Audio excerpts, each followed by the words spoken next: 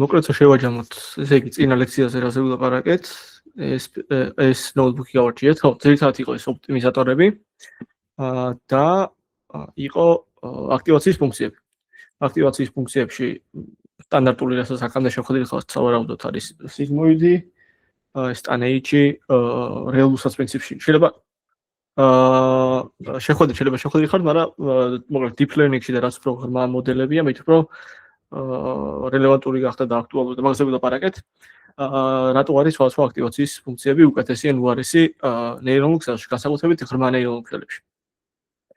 აქტივაციები ხო, ეს CS პრინციპში გადავხედეთ ამას და ძირითადი დრო დავუთმეთ ოპტიმიზატორს, ოპტიმაიზერი.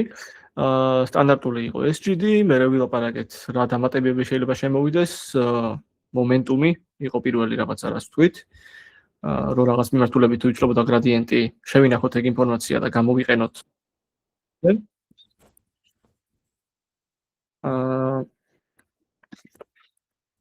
მამას დავამატეთ შემდეგ ის, რომ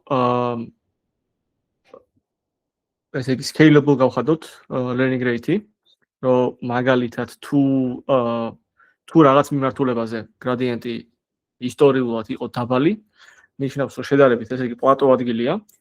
და აი პლატო ადგილზე შეგვიძლია უფრო დიდი ნაბიჯებით წავიდეთ და თუ ისეთი მიმართულება მაქვს, სადაც გრადიენტი მაღალია, ანუ ეს შევსვათ ძალიან დაახრილ ნაწილში ვარ ლოს ფუნქციის ან კონკრეტული მიმართულებით, მაშინ შედარებით ნაკლები ნაბიჯები უნდა გადავდგათ, იმიტომ რომ დიდია საშიშროება, რომ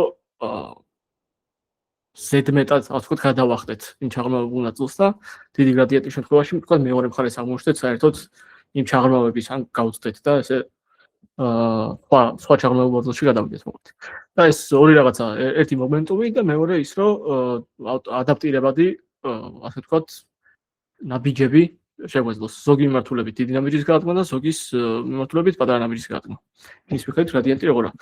და რაღაც state of the art optimizer-ზე ვილაპარაკეთ, რომელიც იყო ეს ადამიანი, რომელიც ამ თემებს აერთიანებს. ერთი რაღაცა, რაზეც ვილაპარაკეთ ამ exponential moving average-ზე, მაგრამ არ მიჩვენებია.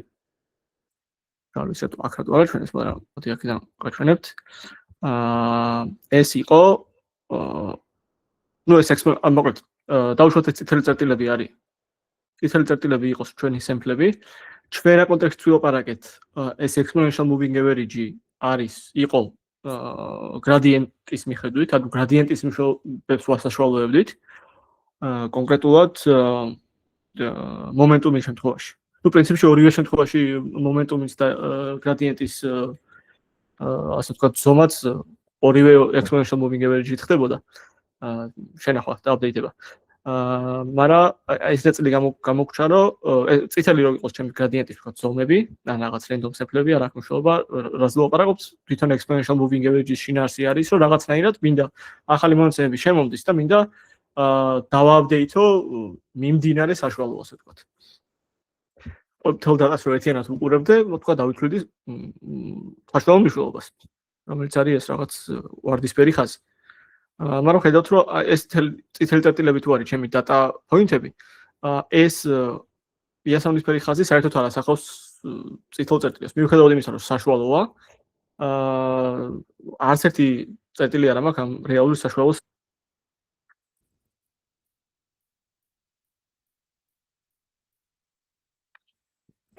ოკეი. და ამიტომ თქვათ უკეთესი შეფასება გვჭირდება თან მით უმეტეს გავიხსენოთ, რომ აი ეს როცა ვთქვათ ვარ მე 5 სტეპზე, მე წინასწარ არ ვიცი, რომ მე 100 სტეპზე ესეთი გრადიენტები, ან ესეთი რაღაც სემპლები შემომივა. იმიტომ რომ შემიძლია მხოლოდ წარსულს შევხედო. და ამისთვის ეს exponential moving average-ზე ვილაპარაკეთ, როგორ დავააპდეითოთ, გავახსენებთ, რომ იყო ფუნქცია გქონდა შეიძლება ფუნქცია არც გვაქვს ამ ნაწილში. მოკლედ ბეტა რაღაც 0-დან 1-მდე ვიღებდით ბეტას, მაგალითად 0.9, 0.9 წონას ვანიჭებდით ძველ საშუალოს და ამას ვუმატებდით თქვა დარჩენილი ნაწილიას ან 0.1, 0.1 ჯერ ახალი მნიშვნელობა. და ეს აპდეიტდებოდა ყოველ სტეპზე რის საშუალოსაც ვიფრვიდით. ჩვენ შემთხვევაში იყო გრადიენტები.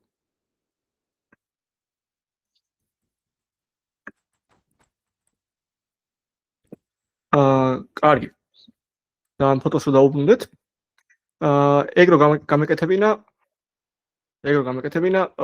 მივიღებთ რამდენი რაღაცას EMA ვარსკვლავიანი რო არის, ეგ არის ეს ყვითელი ხაზი, რომელიც თავიდან იმის გამო რომ ინიციალიზაცია ამ რაღაც საშუალო მნიშვნელობის ნულია, თავიდან და ვთქვათ პირველივე სემპლები არის -10 და ეს -10 სიახლოვეში ტრიალებს ეს ახალი სემპლები.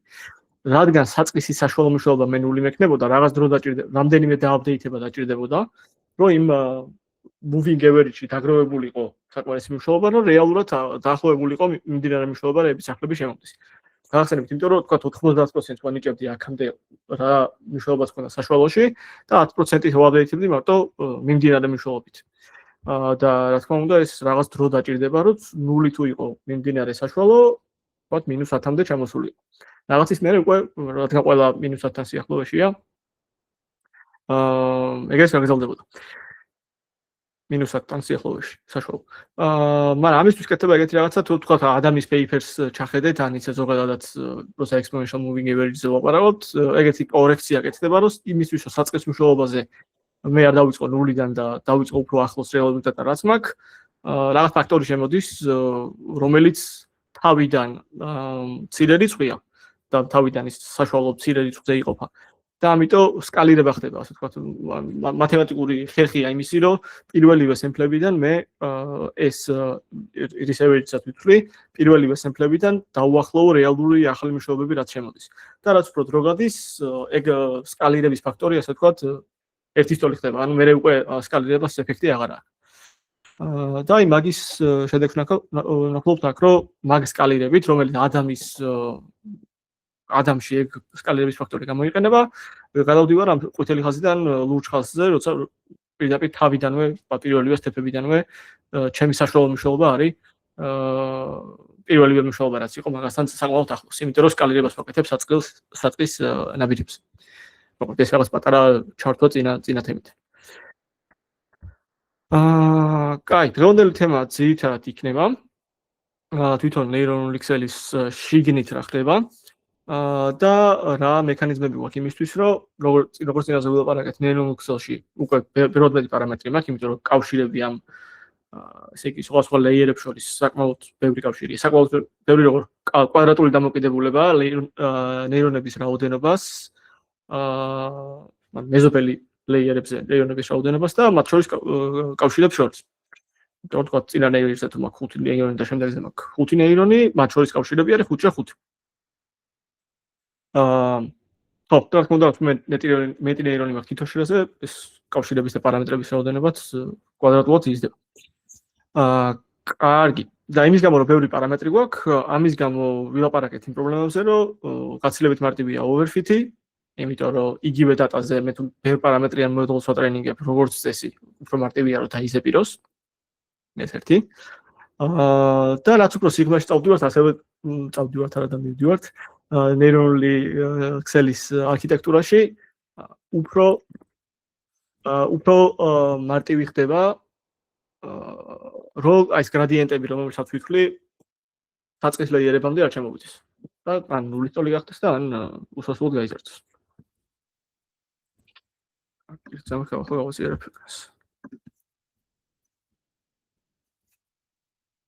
აი, აქამდე რაღაც პატარა შეჯამება რომ გავაკეთეთ, კითხვები ხო არ გამოჩნდა, ან მე ხომ გავახსენდათ, რა შეიძლება კითხვა ყოფილიყო.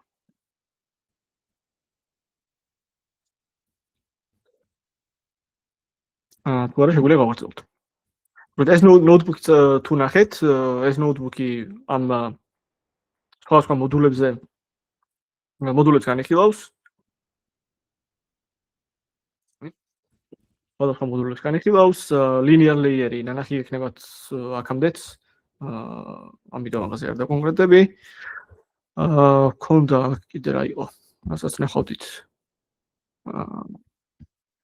პრინციპში ამ მოდულებში ბევრი სხვა არც არაფერი არ იქნებოდა. შეიძლება დასკალირება ყოფილიყო და მარტივი ოპერაციები linear layer-ზე, მაგალითად bias-ის დამატება ან ამოკლება, მაგ პარამეტრს ხედავთ.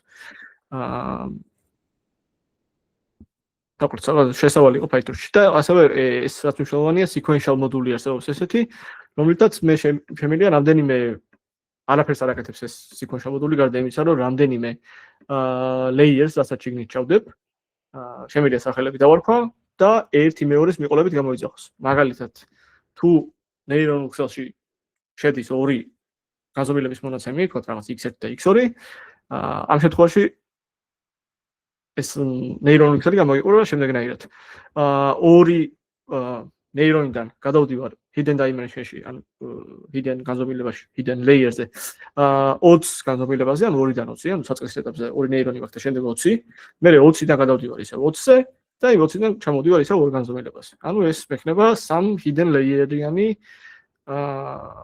თვითონ hidden layer-ის, ასე ვთქვათ, neuron-ების შრე რო ვიღო 2 ცალი მექნება, იმიტომ რომ ეს 2 ცალი 20-იანი მექნება. input-ი პირველი hidden layer-ი, რომელიც 20-იანია, მეორე hidden layer-ი, რომელიც ასევე 20-იანია და მე ბოლო 20-იანი შიდან გადავდივარ output layer-ზე, რომელიც არის 2-იანი.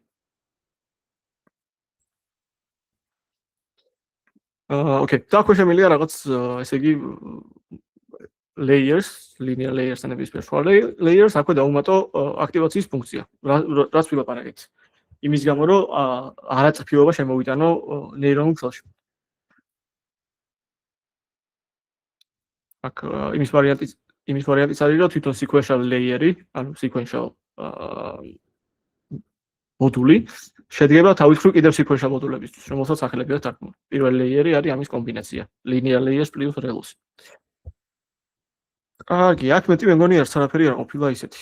და მარტივი დატრენინგება იყო, მარტივი training loop-ით და ადამიანით ამ რაღაც მოკლედ სათამაშო მაგალითს. კარგი, ეხლა დღევანდელ თემას დავუბრუნდეთ, სადაც უფრო მეტ მოდულს ნახავთ, ასე ვთქვათ.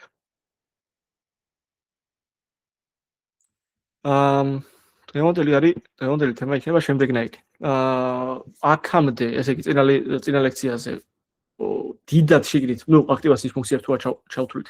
დიდად შიგნით neuronal ქსელში არ ჩაგვიხედავს არქიტექტურაში. პერცეპტრონის მაგალითები კი გარჩიათ, და ვთქვათ, მათემატიკა და ეს გადამრავლების ოპერაციები ინტუიციურია წესით.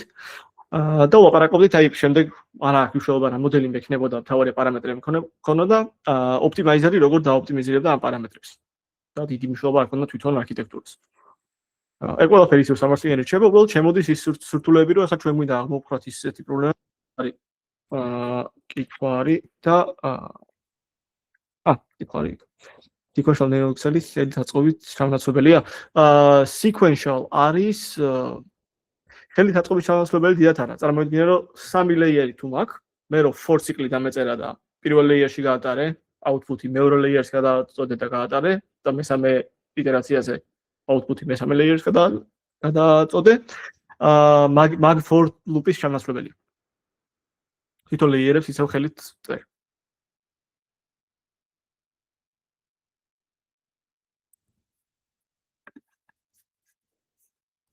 ანუ ეს მაგწერო, აქ linear layer-ი აქვს. ერთადერთი რასაც აი აქ მაგალითი არის. ერთადერთი რასაც ანაცვლებს ბოდიში forward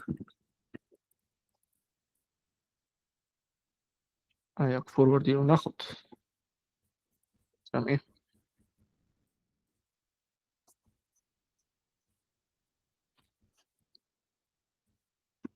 აი იმის მაგივრად რომ ესე იგი მე ეს რო ლისტში შემენახავ. გამეკეთებინა ლისტის მენოლე ელემენტში გაატარე x მონაცემი. მე გაატარე ამაში, ანუ 3 ხაზიან ერთი for ციკლია დამეწერა, მაგის მაგივრად შემიძლია პირდაპირ დავწერო ეს ამ შემთხვევაში MLP ქვია, multi-layer perceptron-ი, მაგრამ აინც და გადავაწოდო x. და ამ ყველა layer-ში ერთიანად გაიგებს. რა თქმა უნდა, sequential-ში წერია ის for loop. და ძალიან basic მოდულის აღწერა ეგ ქვემოთ იყო. Defining for create custom networks. აგი ბატონო. ჩემ neuronal ქსელს ხვდი PyTorch-ის მოდულის შვილობილს, წერ init ფუნქციას, რომელშიც წესით ინიციალიზაცია ხდება ხოლმე სხვა layer-ების. ამ შემთხვევაში sequential თლიანად არაა გამოყენებული. ანუ ხო შემეძლო sequential-ს ჩამესვა layer 1, residual და layer 3. არა არ არის გამოყენებული, მაგრამ თითოეული ლეიერის დონეზე არის, იმიტომ რომ თითოეული ლეიერი შედგება linear layers მოდებული მე აქტივაცია ამისგან და პრინციპში აქაც წერია მაგას ანაცვლებდა ის sequentially რო ნახეთ. так, ნახულობთ. გაატარა პირველ ლეიერში, ანუ ამ ლეიერში გაატარა მონაცემები X-ი. მივიღე output-ი. მე ეს residual ჯერ გაგვიგია, მაგრამ წარმოიდგინეთ, რომ არის უბრალოდ ერთ ასე ვთქვათ, ერთ შესოდ skip-ავდეს. და მე ამის output-ი რაც იქნებოდა, მეორე ლეიერის output-ი რაც იქნებოდა, წინა ლეიერის მნიშვნელობების ემატება. დიდად შინაარსად არ დავუკვირდა, თქვათ, რატო ხდება ეს. თავარია, რომ მე თუ ავწერე forward მეთოდი PyTorch-ის მოდულისთვის, ამ forward-ში რასაც მინდა იმას გავაკეთებ. მაგალითად, რატომღაც შემეძლო რომ გამეკეთებინა X-ის მე-17 მნიშვნელობა გამეხადა 0-ის ტოლ. რატომ გამეხადა ეს სხვა საკითხია, მაგრამ თუ არ მინდა რომ ეს რაღაც wrapper-ი გამოვიყენო, აქ კონტროლი მაქვს თლიან ტენდერებს. კარგი. ხო, აქ პრინციპში ეგ იყო რა. მთელი ყველა neural Excel-ის არქიტექტურა, ეს base PyTorch-ი შემიძლია ესე აღწეროთ პარტიულად. რა თქმა უნდა, ისევ კომპონენტები როგორც sequential არის, სხვა კომპონენტებიც არის, რომელიც ცხოვრებას ოდნავ მიმართებს. მაგრამ თავარი სირთულე როგორც წესი ამ არქიტექტურის აწყობა არა ახლა.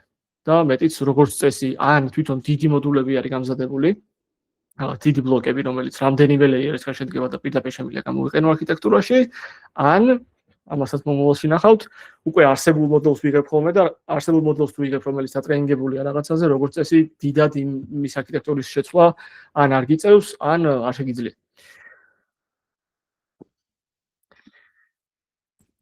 კარგი, კიდევ ხო არა კითხვა.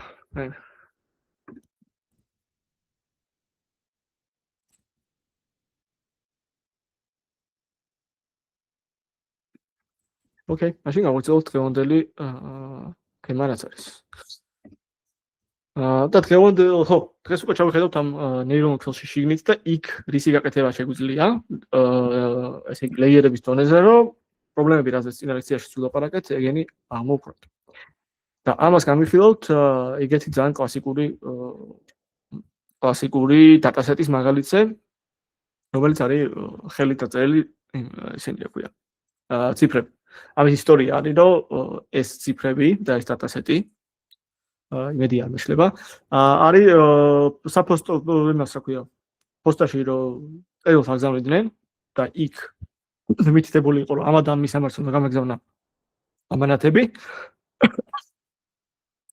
კონკრეტულად zip კოდის ნომრის ხელნაწერის ამოსაცნობად შეიქმნა ეს დატასეტი და მე ამას დატრენინგებული მოდელი მარტივად იცნობდა თუ რა zip კოდი ეწერა მოცემულ სურათზე. ეს თითო სურათზე თითო ციფრი არის, აი მაგალითად ეს არის 20 გაზომილება არის 28 პიქსელი 28 პიქსელს. ანუ ეს 28 პიქსელია, ეს 28 პიქსელი. და სურათების დატასეტია, რომელსაც ლეიბლი აქვს მიწევებული. ანუ ხა ვხედავთ 10 განსხვავებულ სემპლს, ეს ერთი სემპლი არა. თითოეულს თავის ლეიბლი აწერია თავს. და არის მარტივი მაგალითებიც, რომელიც არის თქვათ ახლა ეს. აქ ამაზე მიხვდები რომ სამიანია, ამაზე მიხვდები რომ ორვიანია, მაგრამ ეს თქვათ ერთიანია, ორიანია, რომელიც მოჭრილია, თუ შვიდიანია, როგორც მართლა არის დალეიბლებული, მაგას დიდად ვერ გარჩევ. ეს მაგალითი ხო არა გაქვთ გარჩეული აქამდე კურსში.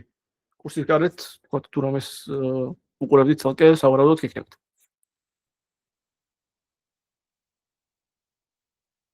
ემოჯითა შეგიძლიათ მანიშნოთ. კი ანა. კი, ჩვენი. ხო, ეს არის ერთ-ერთი ყველაზე კლასიკური მაგალითი და პლუსი არის ის, რომ კლასიკური მაგალითია და დროს თუ უძლებს სავარაუდოდ კარგი მაგალითია, ესე პირველი მაგალითისთვის neural Excel-ებისთვის და უყურებთ მხარე არის ის, რომ ნუ გადაღეჭილია და თქვათ ბევრნაირი ახალი რაღაცების ჩვენებას ამაზე არ შეიძლება. ოკეი, საკმაოდ მარტივია. ნუ ნებისმიერ დღეს ვნახავთ, რომ ძალიან მარტივი არქიტექტურითაც ეს ამოცანა პრინციპში იჭრება. კარგი. თავი იქნება ხა რომ გავიგოთ მთელი pipeline. სავარაუდოდ ამ pipeline-ის ნაწილი ანახი იქნება, თქვათ როგორ ჩავტვირთოთ dataset-ი და დავამუშავოთ ასე შემდეგ. ძირითადად კონცენტრირდები თვითონ neural Excel-ის არქიტექტურაზე და თეორიაზე რა შრეები მეხმარება იმ deep learning-ით გამოწვეული პრობლემების აღმოფხვრაში.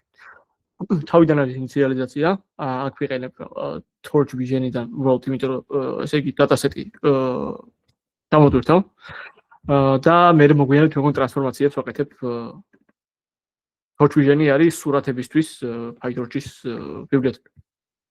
ხორდლო სურათებს და რადგან ეს dataset-ი არის სურათების, ამიტომ ამ ბიბლიოთეკაში პირდაპირ მოცემულია.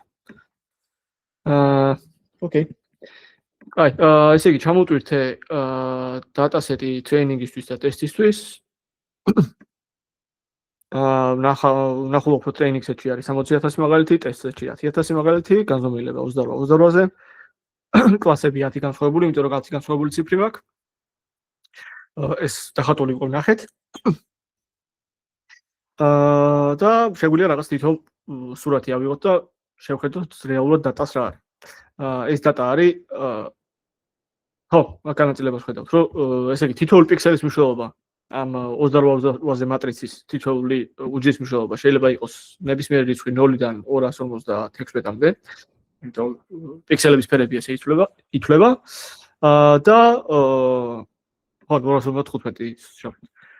ძირითადად არის ხოლმე რაღაც ეს ძალიან თეთრი წერტილები, რომელიც არის მოხაზული და კვადრატული წერტილებიც მოკლედ თქვა. მაგრამ რეინჯი მაქვს 0-დან 256-მდე.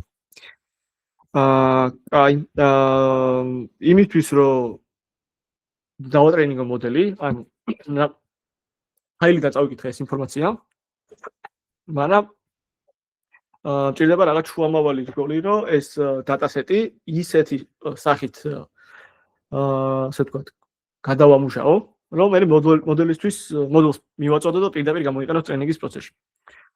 ეს არის აქ PyTorch dataset-ის შინაარსი. და ეს dataset-იც როგორც აი ეს მოდული რო აღწერეთ, თვითონ ნეირონული თელის არქიტექტურა ძალიან მარტივი რაღაცა იყო, ესეც ძალიან მარტივია. ძალიან მარტივი Python-ის კლასი არის, აქ კონსტრუქტორი, აქ ინიციალიზაცია შემიძლია გავუკეთო ნებისმიერი რაღაც შეგინეთ რა სტრუქტურებს სჭირდება იმისთვის.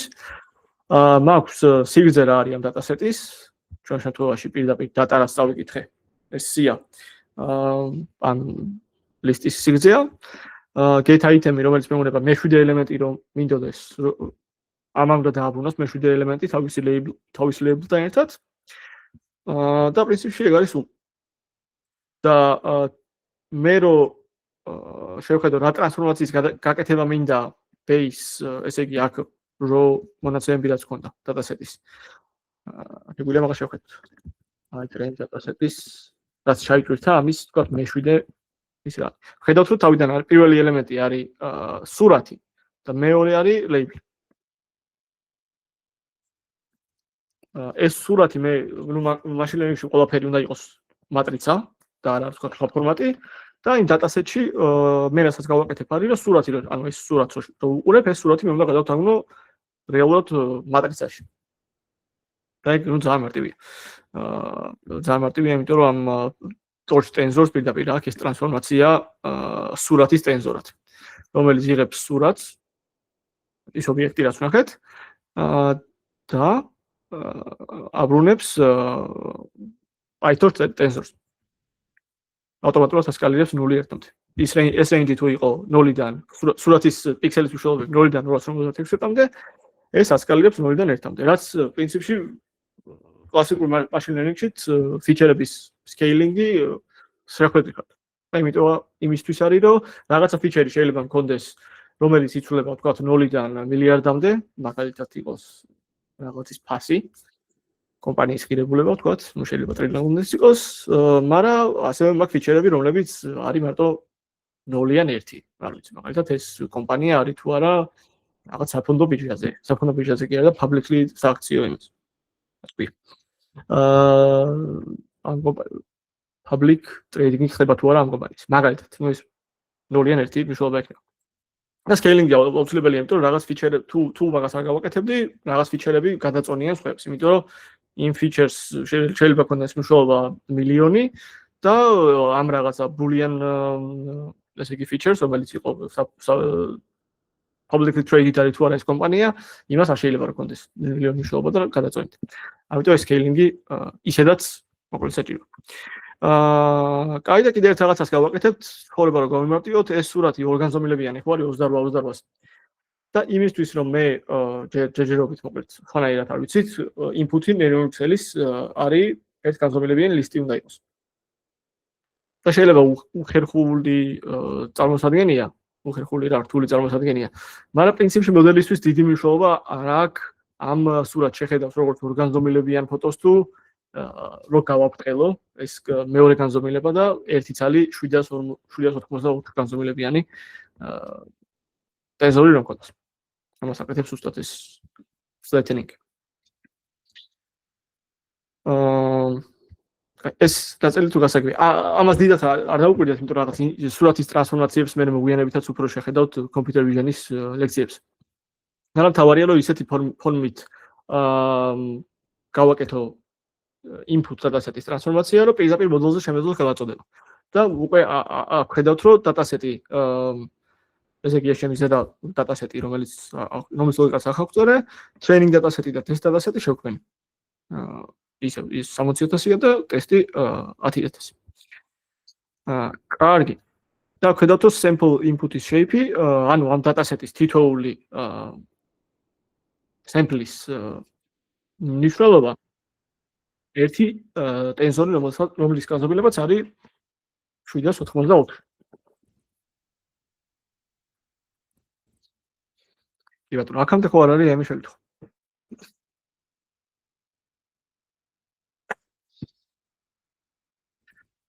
თუ არ არის შეგვიძლია გავაგრძელოთ. ესე იგი, კაი, dataset-ზე ამაზე წინაზეც ვილაპარაკეთ. მე მაქვს dataset-ი, რომელიც არის 60,000 განსხვავებული sample-ისგან შემდგარი და ტრეინინგისთვის არ აქვს მშობა რომ მოდელს ვატრენინგებ, რაღაც გადაწყვეტილება უნდა მივიღო. თუ ვაკეთებ ამ gradient descent-ის ალგორითმით მივდივარ, უნდა ავირჩიო რაზე ვითვლი loss. ამ loss მე ვითვლი თითოეულ sample-ზე და ესე ვაპდეიტებ ჩემი მოდელის წონებს. თუ ვუყურებ თქვა თლიან dataset-ს და ვითვლი თითოეული gradient-ის step-ის გადასადგმელად ვითვლი gradient-ს მთელ dataset-ზე. თუ შემიძლია რაღაც შუალედური ვარიანტი ავიღო, რაც ახლა აკეთებული, დავაფიქსირო რომ მაგალითად მე მაქვს თითოეული gradient-ის step-ის დასათვლელად მე ვუყურებ 64 მაგალითს, gradient-ს დავითვლი და loss ფუნქციას დავითვლი ამ 64 მაგალითზე. და ნუ შემდეგ გავაკეთებ steps. შემდეგ სხვა 64 მაგალითს შევხედავ, შემდეგ steps ისე გავაკეთებ და ასე შემდეგ. ანუ ის 60,000 60,000 dataset-ი შემიძლია ასე 64 batch-ად, 64 სიგრძის batch-ებად დავუყო და იმდენი batch-ი მოვუწევს, რამდენიც არის 60,000 გაყოფილი 64-ზე. და ვაკეთებ ეს რაღაცას კლასი არის data loader-ი, ზუსტად ამას აკეთებს. გადაეწოდება dataset-ი, გადაეწოდება batch-ი, batch-ის ზომა და გადაეწოდება ეგეთი პარამეტრი, რომელიც არის shuffle. ანუ მე რო dataset შევქმენი, ის აურიოს თუ არა, ასე ვთქვი. მე dataset შეიძლება შემექმნა ისე, რომ პირველი 10,000 მაგალითი ყოფილიყო label-ით 0, შემდეგი 10,000 მაგალითი ყოფილიყო label-ით 1 და ასე შემდეგ. და მაგ შემთხვევაში თუ მაგას ავიღებ და არ დავშაფლავ ტრეინინგის პროცესში, ამოვარჩევ პირველ 64 მაგალითს და რა თქმა უნდა პირველივე 64 მაგალითი თუ 1000 საწყისი მაქვს label-ით 0 იქნება 0-ის ფოტოები. და დავითვლიდი და მოდელი ნახავდა იმ gradient-ის update-ზე მხოლოდ ისეთ სურათებს, რომელზეც 0 ხატია. შემდეგი 64 ისევ იგივენაირად იქნებოდა 0 და ასე შემდეგ, სანამ აი პირველ 1000-ს არ გადავწდებოდი და მეორე 1000-ზე არ გადავიდოდი. რაც თუ შეგიძლიათ რომ ითქვათ, რატო არის ცუდი?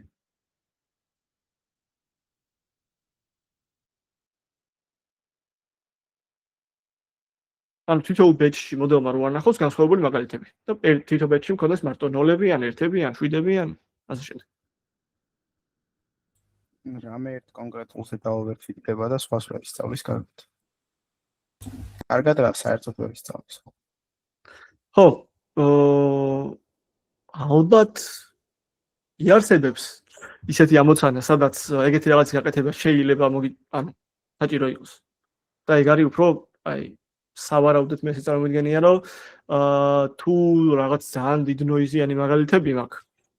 მაგრამ მჭირდება ამ რაღაც ნოიზის გასაშუალება კონკრეტულ კლასში. ანუ წარმოიდგინეთ რომ თითოეული მაგალითი იმდენად დიდი ვარიაციისაა, რომ ერთი მაგალითიდან არ შეიძლება რომ კარგად განვაზოგადო. ამისთვის მჭირდება ერთი და იგივე ლეიბლის რამდენიმე მაგალითი, რომ რაღაცნაირად გასაშვალოდეს. ძალიან ხელოვნური რეალურ ცხოვრებაში ეს მაგალითი არ მინახავს, მაგრამ მოკლედ გიგიმ როგორც თქვა, სწორი ინტუიცია. ჯერ მოდელი ადგება და ისწავლის ნოლების ამოცნობას, იმიტომ რომ პირველი 1000 მაგალითი არის ნოლები, მერე გადავა ერთების ამოცნობაზე, მერე ორების ამოცნობაზე და ასე შემდეგ და სანამ თქვა მაგალითად 9-ების ამოცნობაზე გადავა, ნოლები აქვს ნანახი, რა ვიცი, ძალიან ბევრი სტეპით წინ. ანუ ის ნოლების ცნობა საერთოდ დაივიწყებს. უდიდესი ალბათობით, როცა დავატრენინგებ ამ მოდელს, სულ ბოლოს რომელი ლეიბლების იქნება მოხვედრილი, იმებს დაიმახსოვრებს და დანარჩენს დაიწყებს. ოკეი, ამისთვის როგორც წესი ტრეინინგის დროს შევავთ ხოლმე მონაცემებს და ტესტის დროს მნიშვნელობა არ აქვს, იმიტომ რომ იქ არაფერი წონა არ ითვლება. იქ მოდელი ფიქსირებულია, უბრალოდ მაინტერესებს ეს ჩემი მოდელი რაღაც ეს დატასეტზე რამდენად კარგად მუშაობს. აქ შაფლინგს ასაზრია აქვს და ასევე კიდევ ერთი რაღაც არის, საბოლოო ჯამში ეს batch size-ი ასევე შემიძლია ესე შევხედო, რომ GPU-ში, რომელზეც მოდელს ვატრენინგებ, თუ მაქვს თავისუფალი ადგილი, შემიძლია batch size-ი გავზარდო. დაუშვათ, რომ GPU-ზე ეტევა 128 batch-ი ჩემი მონაცემის მოდელი და ნუ ეს ოპტიმაიზერის და ყველაფერი, ასეც წინასაც ვილაპარაკეთ, რომ ოპტიმაიზერს თავისი პარამეტრები აქვს, რაც უნდა შევინახოთ GPU-ში.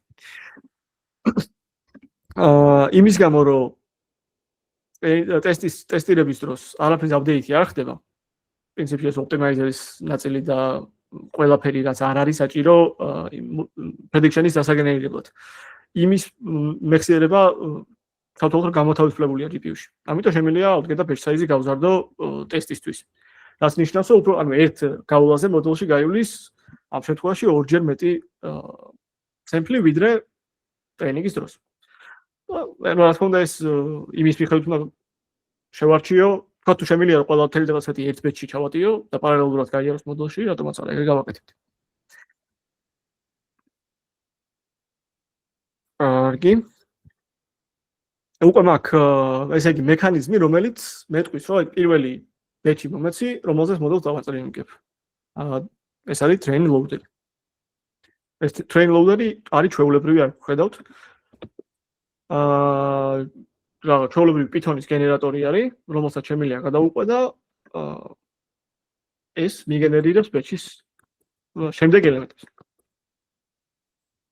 აი ხო ხედავთ რომ ამას გადავუყვები ამ train loaders, რომელიც აბრუნებს შენ სატრენინგო მონაცემებს და ლეიბლებს და ყოველ შემდეგ დარანვაზე ამ კოდის მიბრუნდება შემდეგი batch. და ახასო ვაპრინტინებ განაწილებას ლეიბლების. იმიტომ რომ დავწუნდა რომ დაახლოებით თანაბარი რაოდენობის ლეიბლებს ნახულობს თითო batch-ში. აუცილებლად ეს ლოგიკა არ არის, მაგრამ ყოველ შემთხვევაში ის რო ავირიდო თავიდან რომ მარტო ერთი ლეიბლის დატანახოს თითო batch-ში. ეს რიცხვები რო ავჯამო, რამდენი უნდა იყოს? 64, იმიტომ რომ batch-ში 64 ელემენტია და თითოეულს რაღაც ლეიბლი შეესაბამება, ხო? შემიძლია გადავუწოთ. კი ბატონო, ნამდვილად 64. კარგი. მაშინ თუ შეგვიძლია ეგეთი რაღაცის თქმა, აი აქ რო ჩვენ უყურებთ ეს არის რა batch wise, batch x-ის ბოდიში, batch x-ის განზომილება. არის 64,784-ზე. რატო არის ეს განზომილება? ხო დავაფლეთენეთ სურათები. სურათები დავაფლეთენეთ, ამის გამო 64-ია განზომილება თუ 784? 784-ია მაგის გამო და 64 უბრალოდ სემპლების რაოდენობა. კი ბატონო. batch size-ის რაოდენობა, ეს შემეცვალა და 32 რო გამეხა და იქნება 32 784. ოკეი, გვენიერ. ამის მერე მოდი შეგვიძლია ამ ნაწილს გადავახტეთ. პრინციპში ამ უბრალოდ გაჩვენებთ, რომ იმის გამო რომ ნეირონული ქსელი მეტ პარამეტრიანია, ტრეინინგის პროცესში ხშირად მოითხოვს ხოლმე მეტ მონაცემებს. და აქ უფრო მეტად შემოდის გაშნია რა დომეინზე ვლაპარაკობთ, მაგრამ ეხლა ამ შემთხვევაში რადგან სურათებზე არის ლაპარაკი, ხელოვნურად შემიძლია გავაბევრო რაღაცნაირად ჩემი მონაცემები. ახლა აქ მაგალითი განხილული მაგალითი არის ეს არის დატაში რა ზუსტად რა სემპლიც არის და შემიძლია ხელოვნურად დავამატო რაღაც ნოიზი, გაუსის ნოიზი, რომელსაც ეს ოპია სტანდარტული გადახრის ვარიაციის პარამეტრი გადაეცემა. სიგმა და მაგის მიხედვით ან მეტი ნოიზი ემატება, ან ნაკლები ნოიზი ემატება. თუ ძალიან ბევრი ნოიზი დავამატე, ვიღებ ისეთ სურათს, სადაც პრინციპში ვერც გაარჩევს მოდელი და ვერც ადამიანი, ეს მაგალითად ეხლა 7-იანია, 4-იანია თუ რანაირია. მაგრამ შემიძლია რომ შევარჩიო ეს პარამეტრები ისე, რომ ან ცოტა ნოიზი დავამატო, ან რაღაც სემპლები ისეთი შეურიო, რომ ბევრი ნოიზი ქონდეს. შემიძლია ისეთი ტრანსფორმაციები გავუკეთო, როგორიც არის მოტრიალება, ეხლა მაგალითად ეს თუ არ ვწდები მოტრიალებული მაგალითია, სურათის შემთხვევაში. ან შემიძლია გვერდზე გადავწიო ეს სურათი. საერთოდ თავდაყირა მოტრიალო. დამოკიდებულია ეს ყველაფერი იმის მიხედვით, რა ტასკს ვჭრი. თუ ჩემი ტასკი იქნებოდა კლასიფიკაცია, სურათის პრინციპში და კლასიფიკაცია ეხლა აქაც შეიძლება რომ ამოცანაში მნიშვნელობა არ ქონდეს ეს ხუთიანი ეს ზემო და ქვემო წერია თუ თავდაყირა წერია. შემიძლია თქვა ამოვატრიალო მთლიანად სურათი. მოკლედ განსაკუთრებით დიფრენექში ეს აგმენტაციები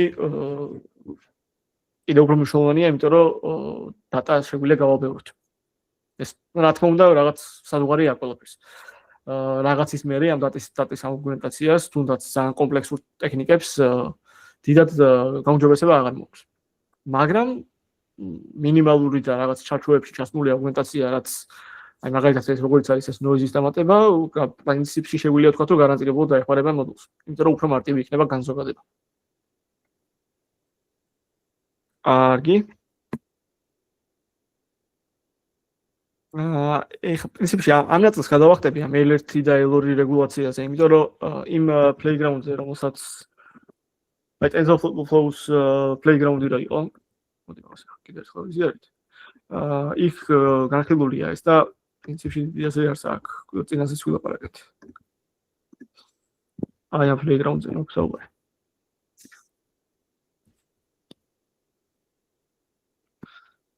აი შეგიძლიათ ნახოთ L1 და L2 რეგულარიზაცია რას აკეთებს. პარამეტრები. L2 რეგულაცია ყურებს ქსელში პარამეტრების ზომებს და loss ფუნქციასო დავუმატო ამ პარამეტრების ზომებს, ის კვადრატები, რადგან L2-ია კვადრატები. ეგ გააკეთებს имას, რომ მე განსაკუთრებით დიდი პარამეტრი თუ მაქვს, რომლის მნიშვნელობაც ძალიან დიდია. loss ფუნქციას გამიზრდის ეგ, მით უმეტეს თუ კვადრატშია ვარ. და ასე ვთქვათ, მეტად დაჭრის ისეთ პარამეტრებს, რომლებიც არაბუნებრივად დიდია, სხვებთან შედარებით. და ეცდება, არა პირდაპირ, მაგრამ ეცდება იმას, რომ პარამეტრები მეტნაკლებად თანაბარი ზომის იყოს.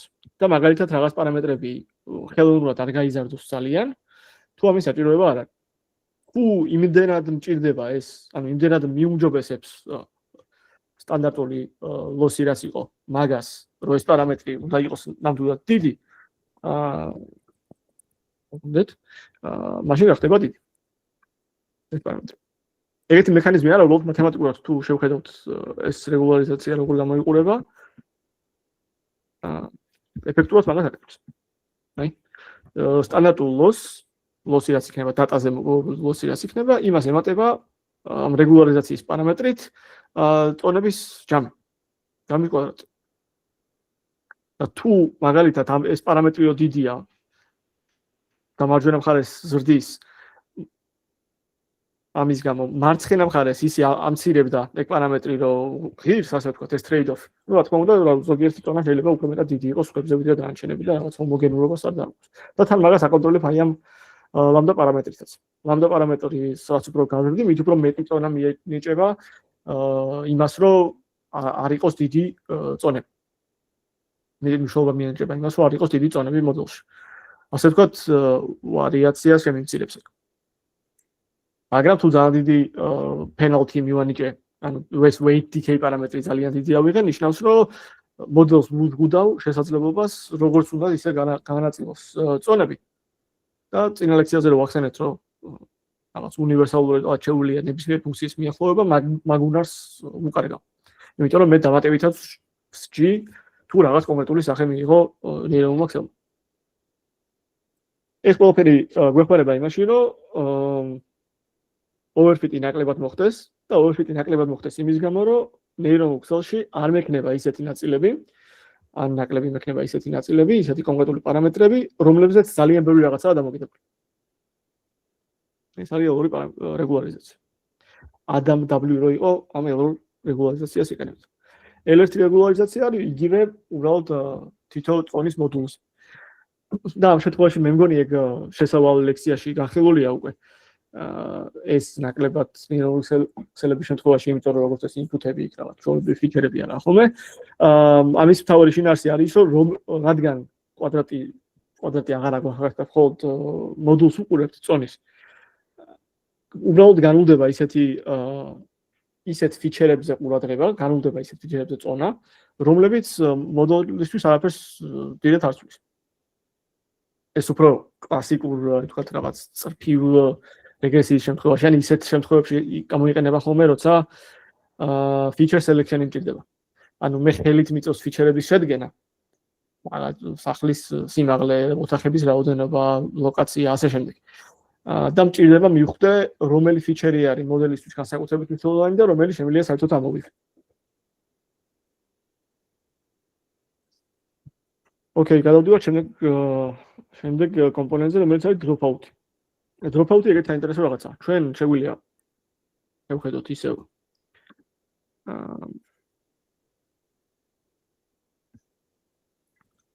დავუბრუნდეთ იმ სქემატურ ნახას.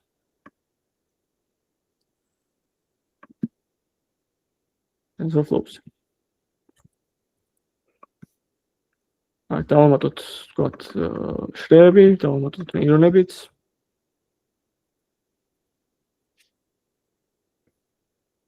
დავუტრენინგოთ.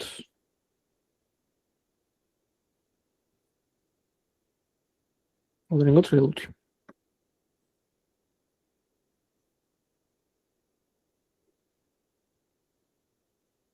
კი ბატონო, პრინციპში იდეალურად სწავლა აქ. მაგრამ სავარაუდოდ შეგვიძლია შევამჩნიოთ ჩვენ, რომ ზოგიერთი წონა, ანუ რომელიც უფრო გამუქებულია, ბევრად დიდია სხვა წონებთან შედარებით. მაგ წონები, რომლებიც ძალიან ახლოს ან ულთან, და მაგ წონები, რომლებიც ძალიან დიდია, მაგალითად ეს მუქი ლურჯი. ანუ ზოგადად დიდ რა ვთქვი ჩვენ, რომ რაც უფრო მეტი პარამეტრი მაქვს, უფრო უმარტივდება მოდელს, რომ overfit-ი გაკეთოს კონკრეტულ რაღაცას. ეს overfit-ი ნიშნავს, რომ იმდენად მორგებული ხდება კონკრეტულ ინპუტებზე, რომ მაგალითად განზოგადების უნარს კარგავს.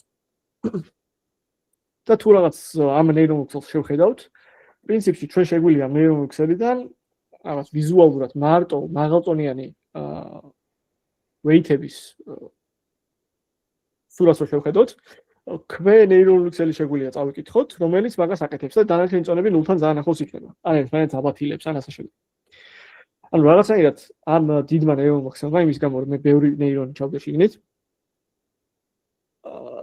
თავის თავში შექმნა შედარებით პატარა ნეირონული ქსელი, რაღაც ისეთი კავშირი, რომელიც საკმარისია ამ პრობლემის გადასაწყვეტად და რაღაც დამატებითი წონები დიდად არც არაფერში არ ჭირდება. აი რეგულარიზაციაზე თქვით, რომ აქ ამას პრინციპში მაგასაც უწყობს ხელს, რომ ბოდიში მაგას პირიქით ხელს უშლის. რომ ძალიან დიდი წონები არ მექნება. რასაც ვთქვათ, ამ შემთხვევაში ხედავთ ზოგიერთი ხაზი ბევრად გასილებით უფრო მუქია ვიდრე სხვა. თუნდაც რეგულარიზაციისას. Dropout-ი არის შემდეგნაირი რაღაც. იგივე პრინციპში მსგავს მიზანს ემსახურება, მიზანი არის ის, რომ overfit-ი არ მოხდეს. და მოდელმა თავისი ცოდნა, ანუ რის მიხედვით იღებს გადაწყვეტილებას, რაც შეიძლება მეტი რაოდენობის ქვე ქსელზე დაყრდნობით მიიღოს. ან მე არ მივცემ მოდელს საშუალება, რომ ერთი და იგივე რაღაც ასე ვთქვათ, ფავორიტი ნეირონები და ფავორიტი წონები კონდეს, რაში გამოვა მონაცემებსაც ბევრად მეტ ყურადღებას ანიჭებს, ვიდრე ვთქვათ დანარჩენებს. ერთი ის მოხდება, რომ მე მოდელის ვთქვათ ბევრი პარამეტრის მოვიღე, ამ პარამეტრების უპირატესობას დავკარგავ, იმიტომ რომ თქვათ თუ აქ მოდელს 100,000 პარამეტრი და რეალურად აქედან მნიშვნელოვანია მხოლოდ 1000 პარამეტრი, რატო ის დანარჩენი რამდენი 99,000 პარამეტრი ტყუილ მაქვს. ყველაფერში ამჭირდება. ამიტომ რაღაცნაირად ხელი უნდა შეუწყო იმას, რომ გადათანაბრება შეეძლოს მოდელს გადაწყვეტილების მიღების სხვადასხვა ქვექსელებს. და პრინციპში თეორიას ეგეთია, ვიდეოშიც დახსენები იყო დავალების. თეორიას ეგეთია, რომ დიდი მოდელები იმიტომ არიან წარმატებულები, რომ ამ დიდ მოდელებში შიგნით შეიძლება ისეთი ქსელების პოვნა, რომლებიც კონკრეტულ ტასკებს ჭრიან. მაგალითად, თუ ძალიან კომპლექსური ტასკი მაქვს, როგორც თქვა რაღაც language modeling-ია, ან სურათის კლასიფიკაცია 1000 კლასს შორის და ასე შემდეგ. რაღაცა ქვექსელები არის შიგნით, ქვენეირონული ქსელები, რომელიც ესე გარედან აჩანს, ასე ვთქვათ, წონების დონეზე გამოიხატება, რომლებიც თითოეული რაღაც კონკრეტულ ტასკს აკეთებს. მაგალითად, ქვექსელი, რომელიც მეტად რეაგირებს 4 ფეხა ცხოველების სურათებს. ამას მოგვიანებით კიდევ უფრო ნახავთ. ან ეხლა თანამედროვე რაღაც GPT მოდელებში ეგეთი ფიჩერები შემოვიდა, რომ ისეთი ქვექსელი, რომელიც რატომღაც რეაგირებს Eiffel-ის კოშკის კონცეპტზე. და მაგალითი იყო იმისი Golden Gate Bridge-ის სან-ფრანცისკოში. რომელიც მაგ თემატიკაზე რეაგირებს ყველაზე მეტად და თუ რაღაც ტექსტი ლაპარაკია მაგაზე, რატომღაც Golden Gate Bridge-ზე, ეს ნაწილი მეტად აქტიურდება. ეს ქვენეირონული ქსელი მეტად აქტიურდება. და ამის მიზანიც მოკლედ ამ რეგულარიზაციისას და დროპაუტისაც დიატექნიკურად არ მithქვათ დროპაუტი არის. არის ეგ რომ ეს რაც შეიძლება მეტად გათანაბრდეს, რომ ერთი წერტილი არ მქონდეს მოდელში, სადაც წონას ვთქვათ გავანულებ მე იმ კავშირს გავწყვეტ და ნუ მოდელი დაინგრევა. იმის გამო რომ უფრო მეტად განზოგადება მინდა მოდელებისგან და არასდროს მოდელის დატრენინგების შინაარსი არ არის, რომ ტრეინინგ მონაცემები ვასწავლო. ეს ძალიან მარტივი რაღაცა იქნებოდა. მთელი შინაარსი მოდელის დატრენინგების არის ის, რომ ისეთ მონაცემებზე, რომლებიც არ უნახავს, იმაზე კარგად იმუშავოს. ანუ განზოგადების უნარი შეეძლოს. გქონდეს ტრეინინგ მონაცემებიდან გარეთ, რაც არ უნახავს ჯერ იმას. კაი, ეს ნაწილი თუ არის გასაგები, мотивация რა არის?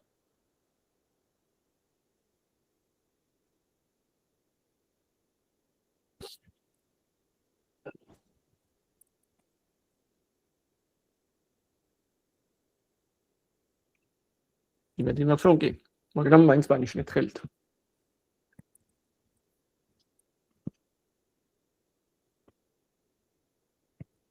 ოკეი. კაი, ეს თუ გასაგებია, შევხედოთ ეხლა რეალურად დროპაუტი რას აკეთებს. თეორია გასაგებია, მაგრამ შინაარსობრივად კიდევ უფრო მარტივია ვიდრე თეორიულად. ეს დროპაუტი აქტუალურია და გამოიყენება მხოლოდ ტრეინინგის პროცესში. ანუ როცა ვაკეთებ რეალურ გამოთვლას, მე ისეთ მონაცემებს, ანუ როცა ვიყენებ უკვე მოდელს აპლიკაციაში. ეს დროპაუტი არის გამჭვირვალე ლეიერი. მაგრამ ტრეინინგის პროცესში აკეთებ შემდეგი რაღაცას. მე ვიღებ დროპაუტის პარამეტრს, რომელიც არის რაღაც პროცენტი 0-დან 1-მდე ალბათობა. და ამ ალბათობით მე ვანულებ მოცემულ წონას და დარჩენილი ალბათობით არ ვანულებ. დარჩენილი ალბათობით პრინციპში ისე ვთვლი, რომ ჯამში ამ ლეიერის აუთპუტის ზომა იგივე დარჩეს. კიდევ უფრო მარტივად რომ შევხედოთ, თუ მაქვს რაღაც პრაქტიკული მაგალითი, თუ მაქვს 50 კავშირი ორ ლეიერს შორის, და დროპაუტის პარამეტრი მაქვს 0.5 არჩეული, ეს ნიშნავს, რომ თითოეული ნეირონი, თითოეული ამ 50 კავშირიდან თითოეულის განულების ალბათობა იქნება 0.5 და საშუალოდ 25 კავშირი დამრჩება. შეიძლება ზოგ შემთხვევაში დამრჩეს 27, ან 23, ან 21, მაგრამ საშუალოდ 50-დან დამრჩება მხოლოდ 25. და ზუსტად ეს იმას აკეთებს, რომ ტრეინინგის პროცესში მოდელი ეჩვევა იმას, რომ რაღაცა ნეირონები, რომლებზეც შეეძლო დაღატნობა ნულდება. პრინციპში ახლა მას ვერ ხდება თვითონ, მაგრამ რეალურად ეგრე ხდება. ანუ იმ ქვექსელებიდან, საიდანაც სიგნალს ელოდება და რაზეც პრინციპში, რომლებიც ისეთი ქვექსელებია, რომელიც კარგად აკეთებს რაღაც კონკრეტულ დეტექციას, იქიდან სიგნალი აღარ მოდის რეალურად, მაგრამ მაინც უნდა ისწავლოს ამ მოდელმა საბოლოო აუთპუტის გამოცნობა. ამიტომ რაღაც ალტერნატიული გზა იჭრება, მოდი ესე ვთქვათ, გრადიენტისთვის. რომ საბოლოო ტასკი ხო, კი, ამ პარამეტრის მიხედვით რაღაც ნეირონებს თიშოთ.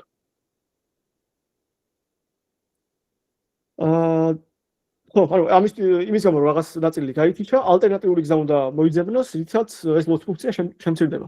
და ყოველ ჯერზე ყოველი სტეპის დროს ეს სხვა სიმრავლეა ნეირონების. და ეს დროპაუთი როგორც წესი აქვს 0.2-დან 0.5-მდე ახლა. რაც უფრო მეტია დროპაუთი, ნიშნავს, რომ უფრო მეტად ვუშლით მოდელს ხელს, რომ რაღაც ერთი კონკრეტული კვექსელიზე იყოს დაყრდნობილი და უფრო მეტად ცდილობს გადათანაბრებას გადაწყვეტილების მიღების პროცესის. სხვა ნეირონულ კავშირებს. მაგრამ ასევე უარყოფითი მხარე აქვს ისო, თუ ძალიან გავზარდებ დროპაუთი, რა თქმა უნდა, მოდელს უზღუდავ იმის უნარს, რომ აითვისოს ეს ფუნქცია. მეპინგი, იმიტომ რომ თქვათ რა 80% ნეირონების ითიშება.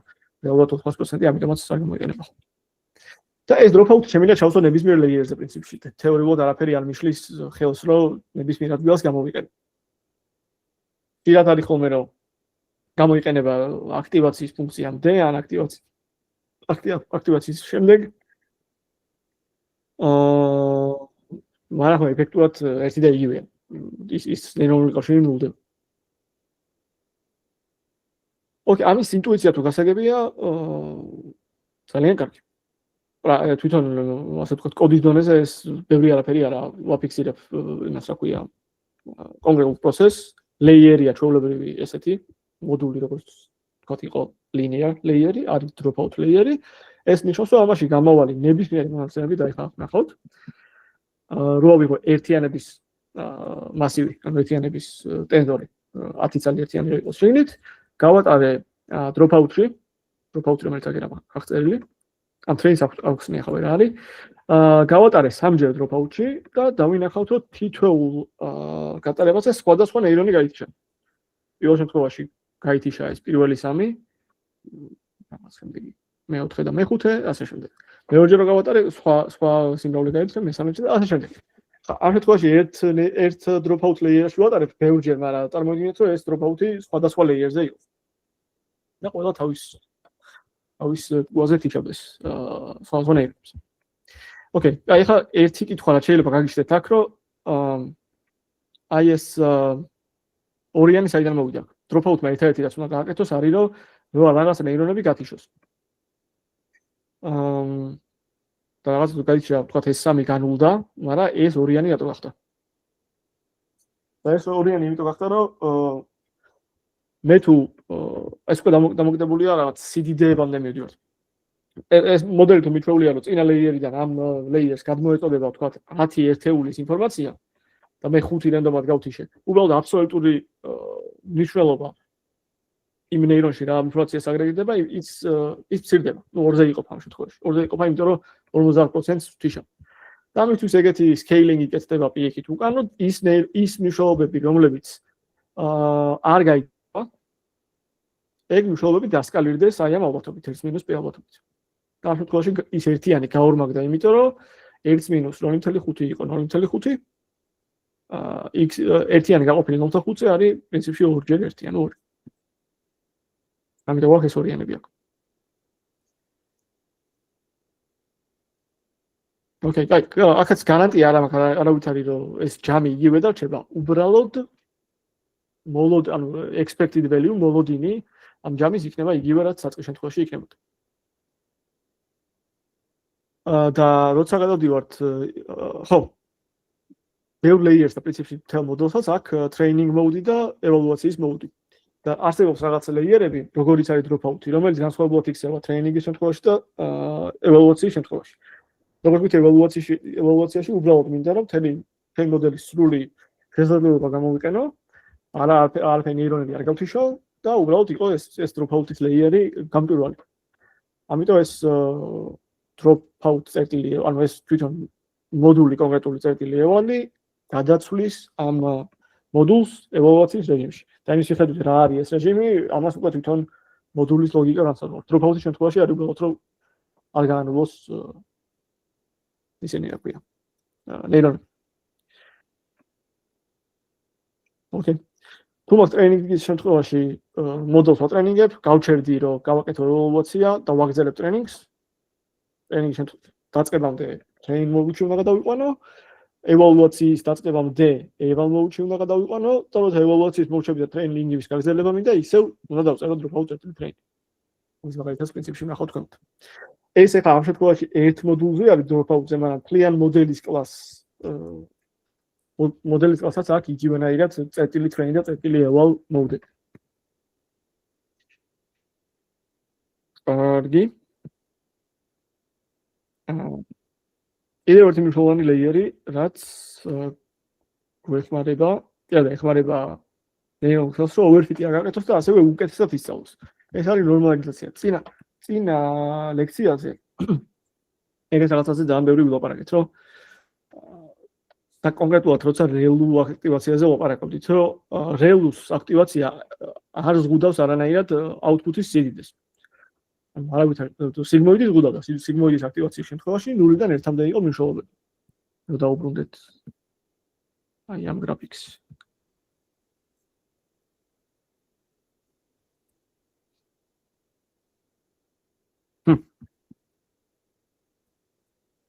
ვთქვათ დაიხატა, მაგრამ ის სიგმოიდის აქტივაციაში გავლის შემდეგ 0-დან 1-მდე იყო მნიშვნელობები, მაგრამ თქვათ რეალურზე აღარ. რეალურს რაღაც უპირატესობებიც აქვს და უარყოფითი მხარე ეს თქვათ. რომ აქტივაციის მერე არ არის შეზღუდული ჭერი, რა მნიშვნელობა შეიძლება მიიღოს კონკრეტულმა ნეირონმა. და ამის გამო შეიძლება მოხდეს, რომ თქვათ საკმარისად ბევრ ლეიერში თუ გავივლით და თითოეული ეს რაღაც გამრავლების ეფექტი აქვს.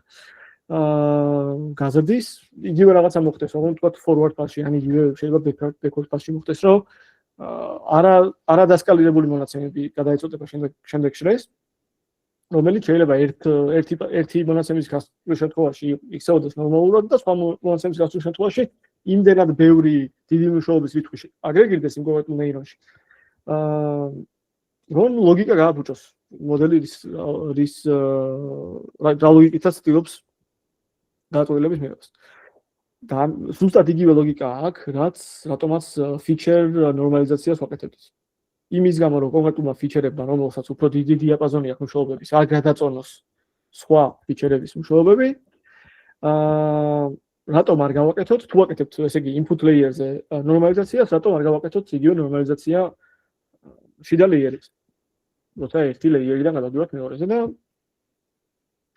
ეს მაჭკვიერმა ადამიანმა თქვა, მოდი გავაკეთოთ და მოკლედ ორი ძირითადი მექანიზმი არის. შეიძლება ბევრი მექანიზმი, მაგრამ ორი ძირითადი გამიხსენებთ ახლა დღეს. ეს არის batch ნორმალიზაცია და batch ნორმალიზაციას აკეთებს batch-ში ზემოთ 64 ქონა აღწერილი. იმ batch-ში მიღებული მნიშვნელობების მიხედვით თითოეულ იმაზე x-ზე და layer ნორმალიზაცია, რომელიც არა batch-ის მიხედვით, არამედ მოცემულ layer-ზე რა მნიშვნელობებიც მიიღო ნეირონებმა, მაგის მიხედვით აკეთებს ნორმალიზაციას. ორივე შემთხვევაში ნორმალიზაციის მექანიზმი იგივეა. აკლდება საშუალო და იყოფა ვარიაციაზე. ორივე შემთხვევაში. და ამ შემთხვევაში ეს mu და beta არის, კი არა, ეს gamma და beta არის სწავლებადი პარამეტრები. აი. learnable scale, ანუ რა მიმართულებით უნდა დასკალირდეს ეს არის ერთეულოვანი ვარიაციის და ნულოვანი მნიშვნელობის სიდიდე. წესით, ამას უახლოვდება. და ეს gamma და beta განსაზღვრავს იმას, როგორ დასკალირდეს ეს განაწილება და რა მიმართულებით გადაეციოს. gamma და beta არის რასაც ვსწავლობთ და ეს mu-ები არის batch-ის მიხედვით საშუალო და სტანდარტული გადახრა. იგივე ხდება აბსოლუტურად layer-ის შემთხვევაში. ბოლოს ეს layer-ის არსებობს მოდელის ტიპები, სადაც batch ნორმალიზაცია უკეთესად მუშაობს, არსებობს მოდელის ტიპები, სადაც layer ნორმალიზაცია უფრო უკეთესად მუშაობს. ისე რასაც ეს პრაქტიკიდან მომდინარე იქნება და ისედაც საკმაოდ მარტივი საკონელია რა შემთხვევაში როგორ იქცევა. კარგი.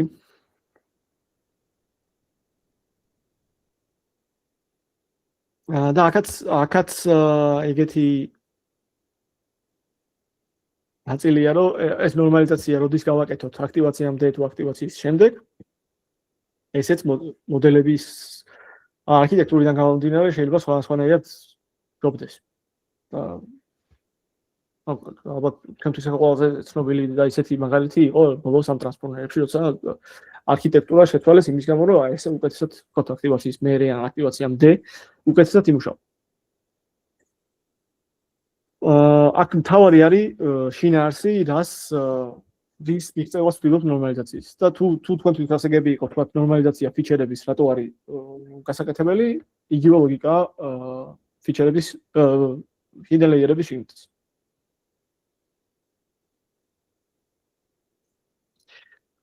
კოდში ეს ნორმალიზაციებიც ძალიან მსგავსად გამოიყურება როგორც dropout-ი იყო. და წარმოიდგინეთ, რომ ეს თითოეული node sequential-ში შემიძლია ჩავთვალა შიგნით. თითოეული მოდული. გადაეცემა number of features, ეს არის რაღაც ეს განზომილებიანი ნორმალიზაცია და ამასაც აქვს train და evali. ეგიოს აკეთებს. ესე იგი გადაეცა 4 batch-ი და 8 input-ის ზომა. საშუალოები, სტანდარტული გადახრები, training mode-ში ხედავთ რომ ეს საშუალო feature-ზე განულებულია, standard deviation-იც ახალი. და მოკლედ ხა აქ არაფრის ტრეინინგი არ ხდება. ამ შემთხვევაში უბრალოდ მაგალითი იყო რა მოდის მომცემს, როცა გავატარებთ აქ. იგივე layer normalization. ეს მაგალითი შეგიძლიათ მე თქვენთაც ნახოთ. აი, ამ ნაწილს გადავახტეთ ინიციალიზაციის კითხვები თუ გვაქვს. მას კარგად ვერ მოხდა ნორმალიზაციას რატომ შვებით? ყველაზე მარტივი ინტუიცია მაგისთვის ნორმალიზაციას რატომ შვებით არის ფიჩერების დონეზე რო ვილაპარაკოთ. კლასიფიკაციის ამოთქვანა რო გქონდეს სახლებზე. სადაც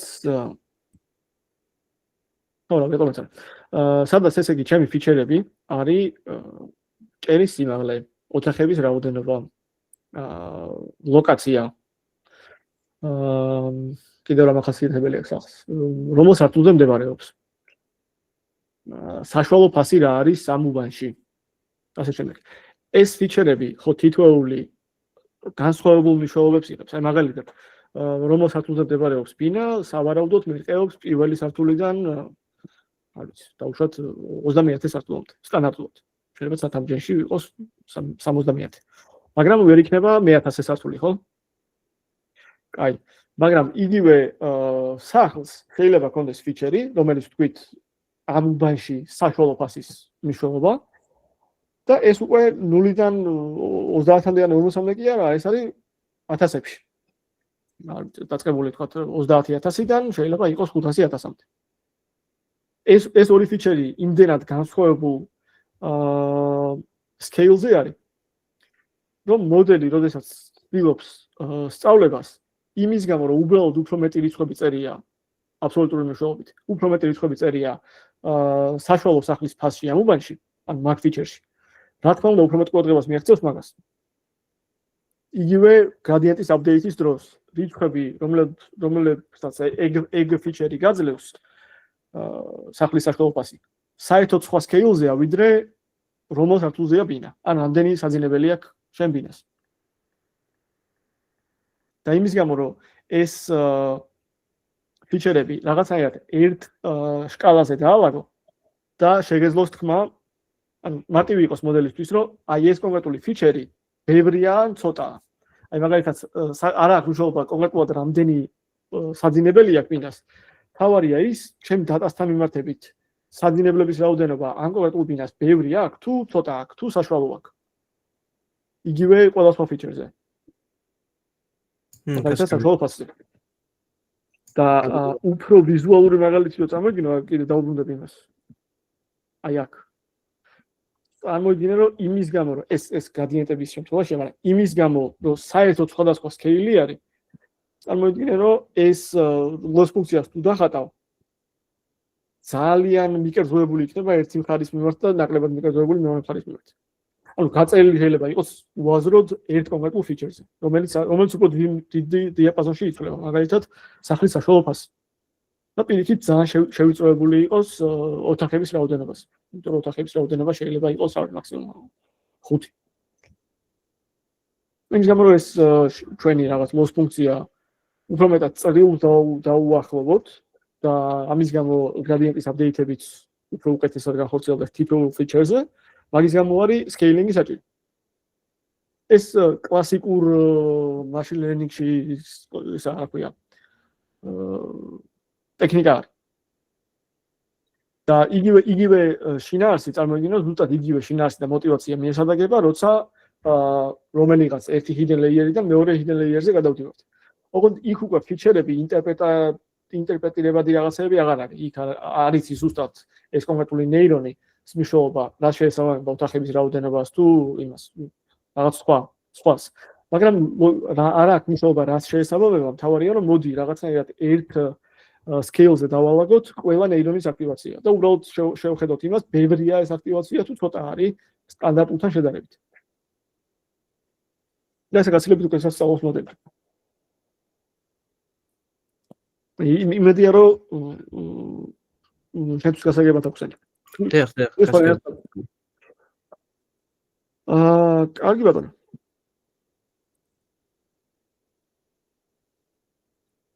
აი, რები შემოთვალეთ პრინციპში, ეს იყო რეგულარიზაციები. Weight decay არის რეგულარიზაციის თქვა ერთ-ერთი ტექნიკა. Dropout-ი, რომელიც ასევე თავისუფლად რაღაცნაირი რეგულარიზაციაა, რომელიც რენდომად იშავს რაღაც ნეირონებს. ბოლოს ვილაპარაკეთ ნორმალიზაციებს, layer ნორმალიზაციებს. და ერთი მაგალითი, რომელიც ახლა აქ შუაში არ იყო, მაგრამ ერთი იმის გამო რომ თქვათ ეს მაგალითი არ გვინდა. ხო, და ნუ აქტივაციის ფუნქციები ეს უკვე წინა ლექციიდან გამოყოლილი თემა. აი, პრინციპში ეს კომპონენტები, ამ კომპონენტებს დამატებული ის რომ ოპტიმიზატორები გაცილებით უკეთესი გვაქვს ახლა gradient descent-ისთვის, როგორც არის ადამი მაგალითად, გვაძლევს საშუალებას იმისას, რომ აი ეს ნეირონული ქსელები გავუწევთ, თუნდაც ღრმა ნეირონული ქსელები. Okay. აი, ახლა რაღაც კოდის მაგალითები არის ზოგადად ტრეინინგის ლუპი, სხვადასხვა ტიპის მოდელების გაწვრთნა იმ მაგალითზე, რაც დავიწყეთ. მოდი გავახსენოთ ამ მაგალითსაც. ჩემი დატასეტი გამოიყურება ესე. და ესე მაქვს სურათები და ლეიბლები, რომელი ციფრი არის გამოსახული ამ სურათზე და ვცდილობ ამას ვასწავლო. სწავლებისთვის გამოვიყენებ შემდეგნაირი მეთოდი, ავდექი და უბრალოდ დავაბრტყელე ეს ჩემი სურათი და გავხადე რამდენი განზომილება არის 794 რაღაც ეგეთ განზომილების 28-28-ზე გამოვლებული ამდენიც არის. ეგ დავაბრტყელე, გავაკეთე ნორმალიზაცია 0-დან 1-მდე რომ იყოს ჩემი თითოეული პიქსელის მნიშვნელობა და მაგ ეტაპზე ვიყავით დატასეტი შევქმნით და შევქმნით ეს რაღაც ლოუდერი, რომელიც 64-64-ობით მაწვდიდა სატრენინგო მონაცემებს. ან გავფერდით სანამ ამ იმეჯი გავიდოდით რეგულარიზაციებს. კაი, და ქვემოთ მაქვს რამდენიმე სხვადასხვა არქიტექტურა ძალიან მარტივები პრინციპში, რომლებიც შეგვიძლია შევადაროთ. აქ ფუნქციები აღწერილი, რომელსაც თქვენითაც შეგიძლიათ გადახედოთ. ერთი ეპოქის დატრენინგება როგორ ხდება, გადავყავს მოდელი ტრეინინგ მოდში. ვიღებ ჩემ ტრეინინგ dataset loaders, ვიღებ შემდეგ batches, თავის data და ასევე ლეიბლები, ვანულებ გრადიენტებს, გავატანე მოდელში ეს ჩემი batch-ი, დავითვალე loss-ის მიხედვით გავაკეთე backward step-ი და optimizer loss-ის მიხედვით დავითვალე body-ში გრადიენტები და გადავდგე ამ გრადიენტების მიხედვით ერთი step-ი. ეს ოპტიმაიზერი როგორც ეს თორტები ამ მაგალითზე ადამიანია გამოყენებული. მოდელი რა არის ეს მოდელი სხვა რაღაცა იქნება, ქვემოთ ნახავთ. და ხო, არაფერი იმისთვის რომ მე საბოლოოში დავფლოთო, დავხატო გრაფიკულად, ვინახავ loss, ვინახავ predictions, რომელიც არის ბოლო შრეზე მაქსიმალური მნიშვნელობა. და რა, ეს მაგალითების რაოდენობა. მოკლედ რაღაც სტატისტიკებს ვინახავ რომ საბოლოო ჯამში ევოლუცია გავაკეთე. ოკეი, ზამთრში არის ევოლუციის რაღაცა. ოღონდ იმ მსხვერპლობით რომ აი აქ შემოდის ეს გრადიენტების შენახვა ამჭირდება, ამის გამო მითავისუფლდება GPU-ში მეხსიერება და ასევე აქ უნდა იყოს ნაწილი სადაც მოდელი გადამყავს ევოლუციის რეჟიმში. აი როგორც თქვით. ამ გადაყვანით ის dropout-ი და ყველა ისეთი ლეიერი, რომელიც დამოკიდებულია ევოლუციას ვაკეთებ თუ ტრეინინგს, შესაბამისად იქცევა. კარგი, ეს უკვე მოდელის დატრენინგების კოდია, სადაც აქ გვაქვს მოკლედ დღევანდელი ლექციისთვის დიდად მნიშვნელოვანი არაფერი, თალკეც ნახავთ ამ ნოუთბუქს. კაი, პირველი ყველაზე მარტივი მოდელი ავიღეთ, ამომსანის განსაჭრელად. ჩემი ინპუტის ზომა არის 784, აუთპუტი ვიცი რომ 10 სხვა კლასს შორის უნდა გავაკეთო განსხვავება და ვაკეთებ ერთსა linear layers 784-დან 10-ზე. ამ შემთხვევაში რომ hidden layer-ები არ მაქვს. forward pass-ი არის ამ linear layer-ში გატარება. აი მე დავატრენინგე ხა ეს მოდელი დიდი რვა წაიღო საერთოდ. განჩქარი იყო და უკვე ეს მოდელიც კი ძლევა საკმაოდ ნორმალურ შედეგს 92%-იანი accuracy. დავხედავთ რომელი true label-ები ეშლება რაში. მაგალითად 4-იანი ეშლება 9-იანში, რაც ნორმალურია. და მოკლედ შეგიძლიათ უფრო მეტად წასულოთ ისე კრიტიკულად შეხედოთ. რა რაში ეშლება და რა. გავაკეთე მეორე ფორტული არქიტექტურა, რომელიც არის ავიღე ჩემი input-ი, JS input-ი გადავიყვანე hidden dimension-ში, რომელიც იყო 256, ეს შემთხვევით შევარჩიე. მოვიდა sigmoid-ის აქტივაცია. ისე ვაკარა ლაპარაკი ღრმა ნეირონქსელზე, უბრალოდ მარტივი ნეირონქსელია, სულ ერთი ცალი hidden layer-ია. გავაკეთე აქტივაცია და მე ისე კიდევ ერთი linear layer-ით ამ განზომილებიდან გადავედი 10 განზომილებას. დავატრენინგე. ხვდები რომ პრინციპში ეს იმას ჯობია, რა თქმა უნდა, იმიტომ რომ კომპლექსურობა დავამატე მოდელს. 1-11, ანუ 1-11 სიღრმე აქვს, როცა რაღაც გარდაქმნები შეგვიძლია გავაკეთოს, ასე ვთქვათ. და უფრო მეტად ისეთი ფიჩერები შექმნას, რომელიც გადაწყვეტილების მიღებაში დაეხმარება. ეს არის hidden dimension-ების, hidden layer-ების შინაარსი. ხედავთ რომ accuracy დაახლოებით 5% უფრო მაღალია, ვიდრე წინა შემთხვევაში იყო. აქაც დავფლობთ ეს ამას ქვია confusion matrix. სავარაუდოდ ნახეთ ხებთ. იმის რა ქვია, კლასიფიკაციის ამოცანებში რაღაც რეალურად რომ იყო მეშველობა თქვა 5 უნდა ყოფილიყო ამის label-ი, მოდელმა რა დააფრენდით. მაგის მიხედვით რა რაში ეშლება შეგიძლიათ ნახოთ. არგი გავაკეთე იგივენაირი აქტივაცია, იგივენაირი არქიტექტურა ზუსტად, იგივე hidden dimension-ით, ოღონდ რეალურ აქტივაციით. მეტად რა შეიცვალა.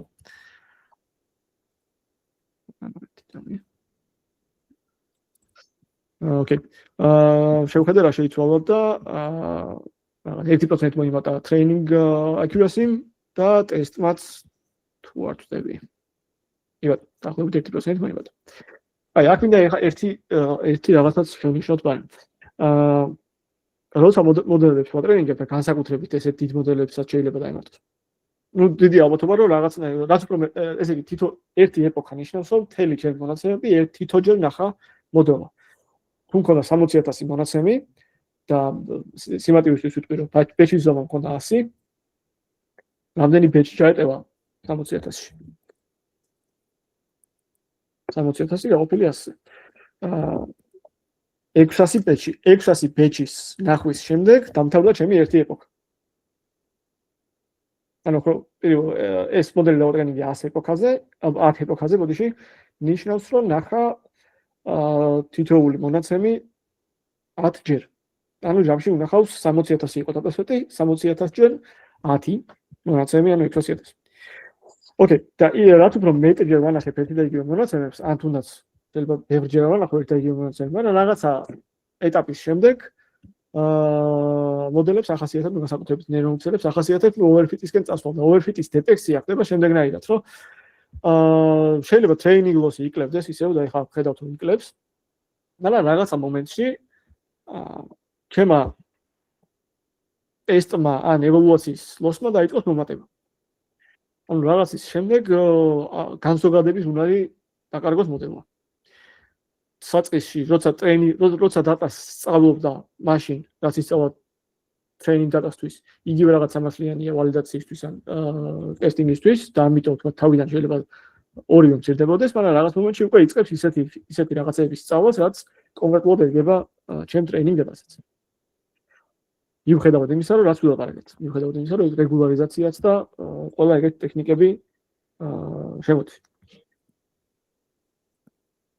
და როდის უნდა გავჩერდეთ მაგ შემთხვევაში? როცა ეგეთი early stopping-ი არის ტექნიკა, რომელიც უყურებს ვალიდაცია, ან ბოლო მეტრიკას პრინციპში წინა ეპოქებზე, ან თქვა წინა სტეპებზე რა მეტრიკები მქონდა და მაგის მიხედვით აჩერებს ტრენინგის პროცესს. მე შეიძლება მინდოდეს მოდელის დატრენინგება 10 ეპოქაზე, მაგრამ აღმოაჩინე რომ მე-5 ეპოქის მერე ჩემი პერფორმანსი ტესტზე გაუარესდა. ან არ გაუმჯობესდა. ან აღარ მიღებს თქვა გაგრძელება, იმიტომ რომ ბოლო 5 ეპოქის განმავლობაში არ იცვლება ჩემი მოდელის პერფორმანსი. შემიძლია მათ გავჩერდე. მე ძალიან მარტივი ტექნიკა, უბრალოდ ინახავ წინა მეტრიკებს და ადარებ მიმდინარე მეტრიკას. თუ არ გაუმჯობესდა ან რაღაც პლატოზე უყურებ ხარ, შეიძლება გაჩერდე და სხვა არ გავაკეთო. შემდეგი ტრენინგის სტეპები აღარ გავაკეთო. ეხლა აქ ხედავთ, რომ ტრენინგის ლოსი უფრო მეტად მცირდება, ვიდრე ევოლუცია. ევოლუცია და ლოსი. და ამ მომენტის მერე შეიძლება იმატებს კიდევაც. და იგივე რაღაც უყურებ დაახლოებით accuracy-ზეც. რაღაც მომენტის მერე შემდეგი დატის ნახვა არ უწყობს ხელს ტესტზე პერფორმანსს. ამ შემთხვევაში ოდნავ უწყობს. მოკლედ, თავარი ისიც თქვა წმინდა, არ არის აუცილებელი რომ თქვენ წინასწარ გამოიცნოთ რამდენი ეპოქაზე უნდა დაატრენინგოთ მოდელი ან რამდენი სტეპზე. ტრენინგის პროცესში თუ დალოგავთ შესაბამის მეტრიკებს, შეგიძლიათ შეამჩნიოთ, რომ რაღაცა მომენტის მერე ან overfit ხდება, ან დატას ისეთი ნაწილია, რომელიც არ არის კარგი სასწავლად და შეგიძლიათ ის დატა მე ამოვაკლოთ და ბოლო checkpoint-ი და გააგრძელოთ. ახლა ბევრი ტექნიკები. ყველაფერი ეს გვეხმარება იმაში, რომ overfit-ი შევამციროთ და განზოგადების უნარი მაქსიმალური კონდეს მოდელს. კარგი და აქ კიდევ ერთი მაგალითი მქონდა უკვე შედარებით ღრმა neural XL-ის, სადაც რამდენი hidden dimension-ი მაქვს? 3 hidden dimension-ი მაქვს. ვიღებ layer-ებს, რომელიც არის ლისტი. და ამ ლისტს ვამატებ linear layers წინა layer-ის ზომიდან hidden-ის ზომამდე, relu აქტივაციას და dropout-ს. ესეთ კომბინაცია. პრინციპში ხა ყველა ის კომპონენტი თუ ნორმალიზაციას არ ჩავთვლით გამოყენებული. და უბრალოდ y-extend-ებ ამ layer-ებს ნიშნავს, რომ იმდენჯერ დაემატება ეს 3 მოდული ერთად, რამდენი hidden ზომაც მაქვს. თითოეულს ექნება თავის relu აქტივაცია და dropout. Okay, საბოლოო ჯამში ამ layer-ებიდან ვდგები და ვაკეთებ sequential modules, რომელიც როგორც ვთქვი, უბრალოდ იმას აკეთებს, რომ forward pass-ში შემიძლია მე ეს დავწერო. networks გადავწერ პირდაპირ input მონაცემები და გაატარებს ყველა layer-ში თავის. ესეთი for loop-ი ვარ დამწერე. Okay, ეს მოდელი დავატრენინგე, ეს force-ები თითქმის იგივეა, რაც წინა. შეიძლება გამჯობესდა ისო თუ ტესტზე performance-ო მოიბადა. ამ დატაში ზოგიერთი sample ისეთია, რომ ადამიანიც კი ვერ განასხვავებს რეალურად რომელიც ხვიწერია, თქვა 7-იანი და 1-იანი ძალიან მარტივი შეშლისით. და შეგიძლიათ ნახოთ რა ერორებიც ხდება, იმას შეხედოთ უფრო დეტალურად, რატომ ხდება ეგ ერორები. და ისი პრობლემა. Okay, აქ იგივეა batch normalization-ი დამატებული. მოკლედ, მთელი შინაარსი ამ notebook-ის იყო ის, რომ მეჩვენებინა სხვადასხვა ეს კომპონენტები, როგორ შეიძლება ჩასვათ neural XL-ში, აგოთ neural XL-ი და დაატრენინგოთ მოდელი. ეს ამ notebook-ზე ცოტა იქნება, ქვემოთ კიდევ ბევრი რაღაცა არის მისამული. თავის weight decay, სხვადასხვა აქტივაციები, სხვადასხვა შედეგებს იძლევა, რა თქმა უნდა, აქ ეს იმდენად მარტივი მაგალითია, რომ დიდად სხვაობას ვერ დაინახავთ თითოეული კომპონენტი რა როლს თამაშობს. უფრო თეორიული ნაწილი არის, რაც გავიარეთ და პრაქტიკულად სხვაობა ჩანს პროცენტის მიათედებში. ან შეიძლება არც კი ჩანდეს. მაგრამ უფრო რთულ ამოცანებზე, როცა გამოიყენებთ ამ ტექნიკებს, იქ უფრო ცალსახა იქნება. კარგი. და აქ არის საბოლოო ჯამში აგებული ერთი ცალი კლასი, რომელსაც გადაეცემა ბევრი ესეთი პარამეტრი და საბოლოო ჯამში გაძლევთ ერთ მოდულს, რომელიც არის იმ პარამეტრების მიხედვით, იმ აქტივაციით, dropout-ით და ნორმალიზაციით შექმნილი თქვენი მოდელი. მოკლედ, ამ notebook-ის გარშევაც შეგიძლიათ სხვადასხვა მოდელები შეადაროთ ერთმანეთს. პრინციპში ძალიან მარტივი უნდა იყოს dataset-ის შეცვლაც და სხვა dataset-ზე ცალკე დატრენინგება სხვადასხვა მოდელების და ნახოთ რა შედეგებს იძლევა. Okay, კიდევ ისე თქვა მინდოდა და შეიძლება ამას. ხო, საშინაო დავალებასავით ჩემი რჩევა იქნება, რომ გარდა იმისა მასალებსაც გამოვაგზავნი, რაც შეიძლება საინტერესო იყოს. ერთი ლექცია არის შაშანიდან, რომელიც კონკრეტულად შეეხება წონების ინიციალიზაციას და სხვა მასალებს ჩავაგდებ. რომელიც სექცია აქაც არის. წონების ინიციალიზაციას. და ეს კონკრეტულად შეეხება იმას, რომ საკმაოდ თავის დროზე ეს გავიარე რა მოულოდნელი იყო ჩემთვის. ვთქვათ, ნულებით არ შეიძლება წონების ინიციალიზაცია, იმიტომ რომ ნებისმიერ ინფუს ნულებზე თუ გადავამრავლებთ, output-ი მექნება 0 და ვერანაირ გრადიენტსაც ვერ დავითვლი, იმიტომ რომ ყველაფერი წარმოებული 0 იქნება. და ამიტომ სხვა ინიციალიზაცია შეიძლება იფიქროთ, ვთქვათ, ყველაფერი ერთი და იგივე რიცხვით დავაინიციალიზიროთ, ან რაღაც random განაწილებით დავაინიციალიზიროთ. ეს random-ი უნდა იყოს uniform-ი თუ შეიძლება ვთქვათ რაღაც გაუსის განაწილება იყოს. ასე შემდეგ, ბევრი ვარიანტია. და აღმოჩნდა და არ ვიცოდი და განსაკუთრებით deep learning-ში ეს წარმშოვანი ნაწილი ყოფილა, რომ იმის მიხედვით როგორ დააინიციალიზირებ შენ წონებს ლეიერებზე. მაგის მიხედვით ძალიან განსხვავდება რამდენად მარტივი flow არის გრადიენტის. განსაკუთრებით რაც უფრო ღრმა მაქვს ნეირონული ქსელი. და კონკრეტულად ეს ორი ინიციალიზაციის მეთოდი არის, რომელიც სხვადასხვა შემთხვევებში უკეთესად მუშაობს.